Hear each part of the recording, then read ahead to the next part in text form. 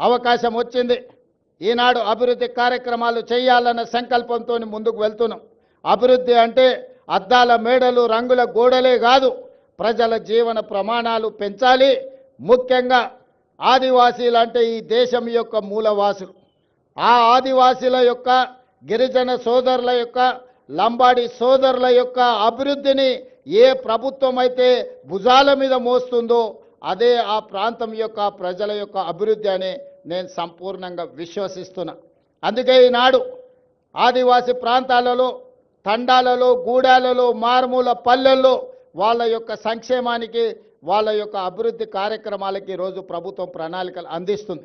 ఈరోజు ప్రతి నియోజకవర్గానికి 3,500 ఇండ్లు, 4,50,000 ఇందిరమ్మ ఇండ్లు పేదోళ్ళకు అందించిన తర్వాత మరి ఆదివాసీలు గిరిజనులకు సరిపోవడం లేదు అని నా దృష్టికి ఎమ్మెల్యేలు తెస్తే ఐటీడీఏ ప్రాంతాలలో అదనంగా గిరిజనులకు, ఆదివాసీలకు మళ్ళీ 22,000 ప్రత్యేకంగా ఇండ్లు ఇచ్చి ఆదివాసీ బిడ్డలు ప్రతి వాళ్ళు సొంత ఇంటిలో ఉండాలి అని మన ప్రభుత్వం ఈరోజు ప్రణాళికలు తీసుకున్నది.